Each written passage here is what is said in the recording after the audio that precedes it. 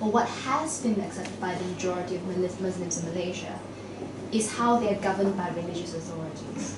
So it's been accepted, for instance, that when you go and travel with your family, or with your wife, for instance, you have to carry a marriage card because it's legitimate for religious authorities to come into your room at night to see whether there is paper proof that you are sleeping with the woman you're married with. Okay, actually that's not true. That's an oversweeping and overgeneralizing. I disagree. I have to make a disclaimer that I disagree with whatever they're doing, those snooping squad, those whatever. But I think to generalizing and over sensationalizing whatever they're doing, I think it's too much. How would you characterize it? So, when you're dealing with these kind of things, you have to put in mind the state list that they are working within that framework. I mean, those religious officers or snooping squad or whatever, they are working according to certain enactments that allowing them to do so. Okay. That's number one. And number two, if you look at those rates, there are two types of rates. Number one, rates that based on reports. It was very unfortunate some of these reports were false reports and was politically motivated. Okay. And used not only by certain parties against other parties, but also amongst the party members against their own friends, or in the coming of pemilihan bahagian, pemilihan cawangan, or whatever. Okay, that's what normally happens.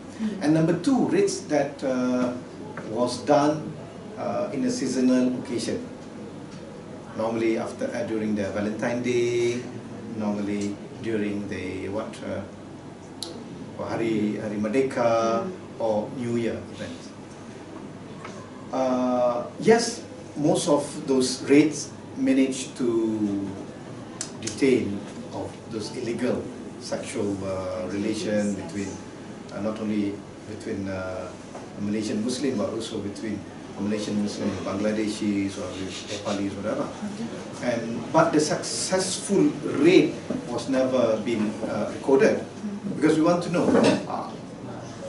out of whatever you have done, did you really manage to deter, Muslims from engaging with that illicit sexual relation on every... I don't know whether there's a report showing that after all these years, they managed to reduce whatever. Because the fact that every year they have to do it shows that it did not manage to reduce it. But again, they will come up with the excuse saying that if you don't do it, it will increase. But again, I would like to say that they are doing it based on the jurisdiction that been given to them, and they thought that that's part of their enforcement of Sharia. Whether you agree or not with that, that's differential for me. Personally, I'm with my friend, the Mufti of Police. We see that what they are doing is very counterproductive. But again, they are doing it based on the law. They are doing it based on the Constitution. Turning to fatwas then, generally when the general discourse when talking about Muslim and Islamic law enforcement, one of the first things to come out is fatwas. So there are fatwas have been issued against Halloween, Valentine's Day, black metal music, yoga, and more recently groups professing to who profess liberalism and human rights and secularism. The general view towards that from the non-Muslim community is that it's odd, put it lightly. What is your response to that? Okay, one thing about fatwa. Fatwa is, in Islamic tradition, has no legal implication. It's a matter of views, it's a matter of opinions of the muftis. When you're talking about muftis, okay, this may sound very controversial, but not all of them being exposed to the world that they're living in. It's rare enough to get people like Mufti of Police, who has been exposed to both worlds, Western and Islamic worlds, and being exposed to both tradition of Islam and tradition of the Western world. So you wouldn't find any controversial fatwa from people like him. But some of the muftis... It'll be considered controversial in Malaysia. Yeah. but some of the muftis,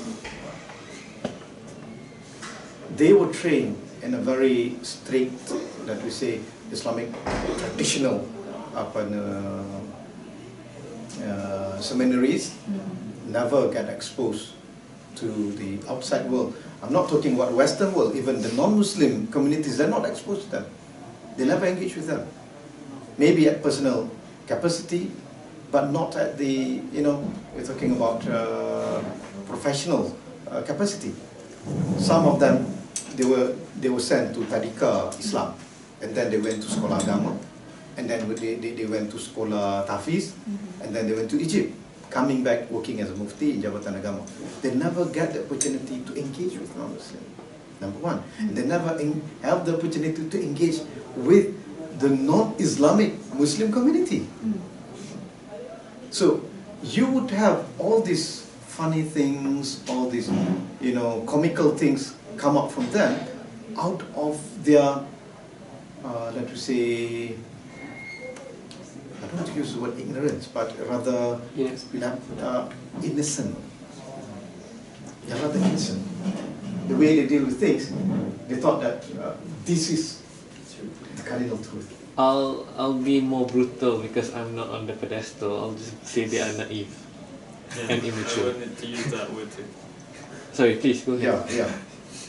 That's what you say. That's what I say. I would say innocent. Yeah. Okay, but again, one thing about mufti, my rather quick response to it, you need to get more muftis like Dr. Mazhab, Mufti of Police. That's number one. And number two, for fatwa, one thing about muftis, they're being appointed by the Sultan, by the rulers.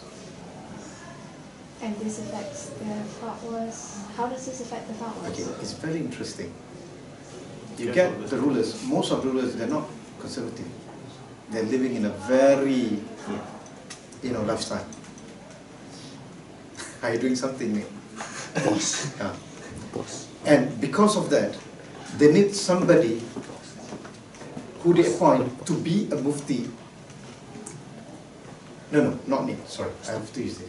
When they appoint somebody to be a mufti, their judgment is not based on whether this guy has a